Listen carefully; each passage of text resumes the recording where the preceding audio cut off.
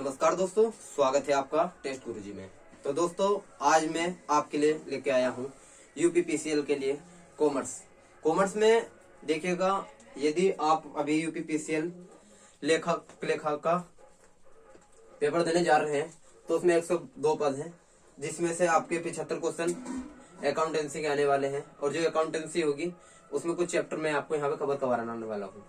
तो पहला चैप्टर जो मेरे पास है वाणिज्य एक परिचय। कौन सा चैप्टर है मेरे पास? पहला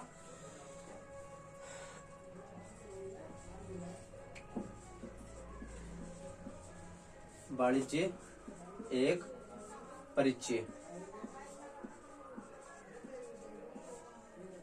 वाणिज्य एक परिचय में देखिएगा क्या है। मैं आपको एक बुक में से पढ़ा रहा हूँ, जिसमें से देखिएगा सबसे पहले क्या है। प्रोफेसर जेम्स स्टीफन ने एक परिभाषा लिखी है। इसमें क्या कहा है? वाणिज्य शास्त्र उन समस्त क्रियाओं से है जो उत्पादकों मतलब कि जो प्रोडक्शन करते हैं और जो उसे प्रोडक्ट को यूज करते हैं, उनके बीच की बाधाओं को दूर करता है। ठीक है, ये क्या कहलाता है? एक वाणिज्य कहलाता है, यानी कि बिजनेस। ठीक है, जो वस्तु के विनिमय, बैंकिंग और आने वाले व्यक्तियों के व्यापार और स्थान से एक स्थान दूसरे स्थान, परिवहन और बीमा और समस्त भंडारों को बाधाओं को दूर करता हो, आपका क्या कहलाता है? आपका वाणिज्य कहलाता है। बात कर लेते हैं। वाणिज्य में हम लोगों को दो चीज पढ़नी होती है। वाणिज्य में क्या पढ़ना होता है? एक तो हम लोगों को पढ़ना होता है पुस्तपालन और लेखांकन। एक तो पढ़ना होता है हम लोगों को पुस्तपालन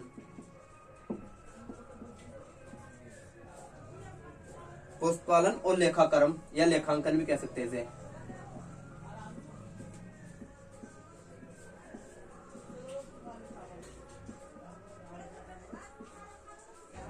इतनी बात हमें पढ़नी होती है। बात जान लेते हैं पुस्तपालन क्या होता है। किसी भी व्यापारिक संस्था के लेन देन को एक निश्चित पुस्तक में और निश्चित ही प्रणाली के अनुसार, निश्चित विधि या निश्चित प्रणाली के अनुसार लिखने की कला को ही क्या कहते हैं? हम लोग पुस्तपालन कहते हैं।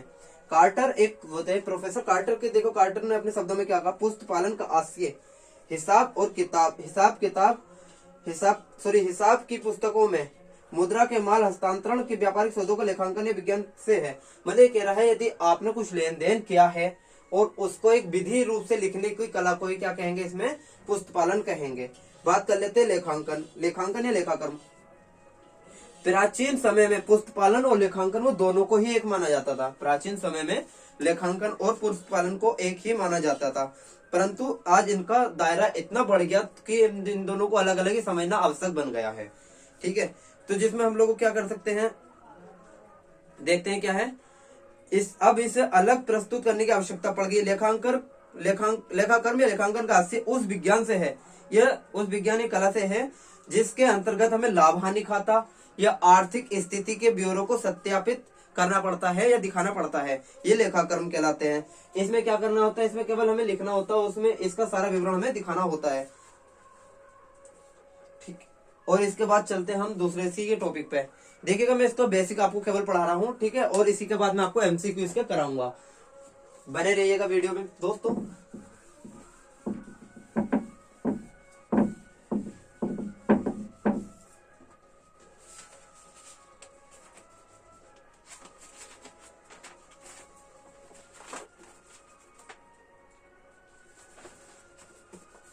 इसके बाद कर लेते हैं खातों की। आपने काफी बार सुना होगा खाता। खाते जो आपके 3 प्रकार के होते हैं। देखो, खाता कहते किसे हैं? खाता किसे कहते हैं? इस बुक की लैंग्वेज में लिखा है,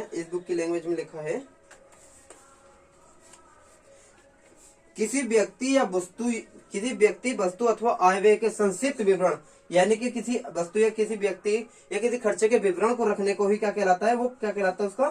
उसका खाता कहलाता है। ये बात इसने सही कही। और खाते भी जो हमारे कितने प्रकार के होते हैं? खाते हमारे 3 प्रकार के होते हैं। नंबर 1 व्यक्तिगत खाता। कौन सा खाता? व्यक्तिगत खाता।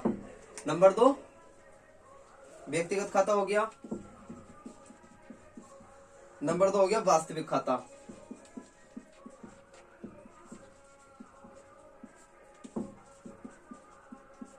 नंबर 3 पर हो गया आपका अवास्तविक खाता।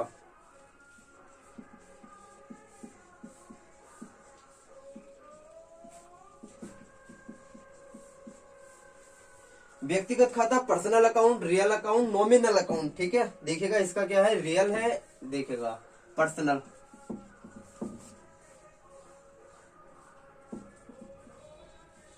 Real, nominal.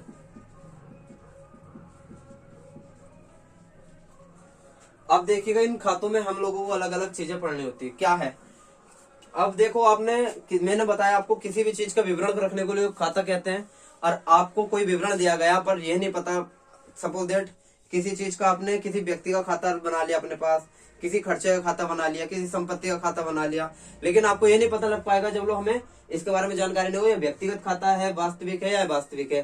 तो इसके लिए हमें क्या याद रखना होगा, देखिएगा जितने भी संपत्ति वाले खाते होंगे, संपत्ति यानी कि जितने भी मेरे पास संपत्ति है मेरी अपने बिजनेस में लगी हुई, तो वे आपके हो जाएंगे वास्तविक खाते, यानी कि संपत्ति, संपत्ति असेट्स। Sorry sorry. और जितने भी खर्चे वाले खाते होंगे, जितने भी खर्चे वाले खाते होंगे वे सारे हो जाएंगे वास्तविक। और जितने भी व्यक्ति के नाम से होंगे या फर्म के नाम से होंगे, जितने भी व्यक्ति के नाम से हो या फर्म के नाम से हो या फिर किसी कंपनी के नाम से हो,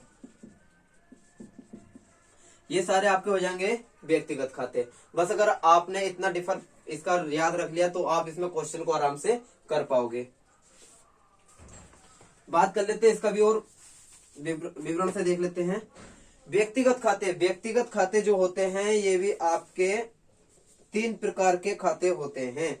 व्यक्तिगत खाते, इनके भी 3 प्रकार होते हैं, मैं इसे रफ कर रहा हूं।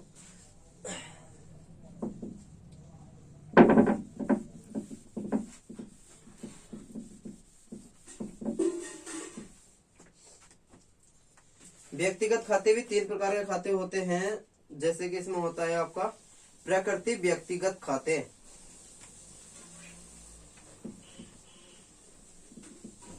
प्राकृतिक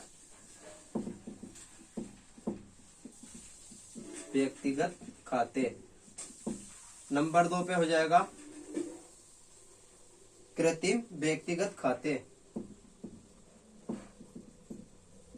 कृत्रिम व्यक्तिगत।